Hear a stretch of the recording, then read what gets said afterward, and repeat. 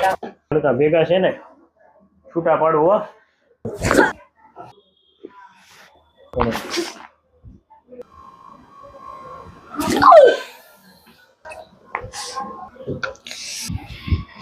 ના દુખાતું નથી.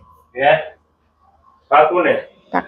કેમ તમે બધાનો રિવ્યુ લીધો તો હું તમારો કેમ ગયું? સરસ હે ને? વાહ માતાજી વાહ. વૈશાલી મિત્રો આપણી સાથે વૈશાલી બેન છે, તો આપણે એનો સૌપ્રથમ MRI જોઈશું. તો MRIમાં એને L4 L5માં ગાદી ખસી ગયેલી છે, આપ જોઈ શકો છો. જે આપ જોઈ શકો છો ગાદી ખસી ગયેલી છે અને સેક્રેલાઇઝેશન પણ છે. તો આપણે વૈશાલી માતાજીને પૂછીએ કે એને કેવી તકલીફ થતી હતી ને હવે કેમ છે. માતાજી આપ ક્યાંથી આવો છો ને આપને શું તકલીફ થતી હતી અને કેટલા સમયથી આ તકલીફ હતી? અમદાવાદથી આવી છે અને 6 મહિના જેવું થયું. કમરમાં ને પગમાં દુખાવો થાય, એક્ટિવા ચલાવું તો દુખાવો વધારે થાય, પાછું મટી જાય, પાછું એક્ટિવા ચલાવીએ તો દુખે એવું, અને ખુરશીમાં બેસી રહીએ તો વધારે દુખાવો થાય, એવું થતું હતું. નહીં, પગમાં દુખાવો થતો હતો નસ છેક સુધી, એવું જ થતું હતું. અને મણકામાં થોડું દુખાતું.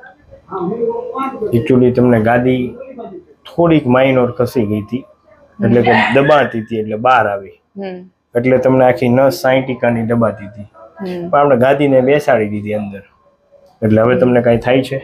ના, હાલ કઈ નહીં. રેડી ને? સરસ. તો આ વિડીયો યુટ્યુબમાં મૂકી શકીએ? હા. તમે શું કહેવા માંગશો? તમે ઘણા બધા રિવ્યુ લીધા, શું કહેશો? અમે સવારે 3 વાગે આવ્યા હતા, અહીંયા પહોંચ્યા 3 વાગે.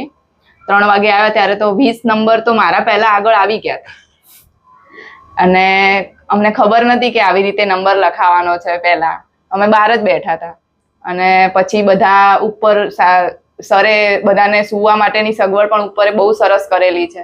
આવું લગભગ દવાખાનામાં ઓછું જોવા મળતું હોય એમ. અને પછી જે અમુક મહીસાગરથી, અમરેલીથી, કોઈ કેનેડાથી એવા બધા લોકો આવે છે, તો અમુકને મારી જાતે રિવ્યુ લીધા. મારે સરને તો ખબર પણ નથી. મેં 3 વાગે આવીને 3 વાગે રિવ્યુ લીધા કે તમને કેવી તકલીફ હતી એમ.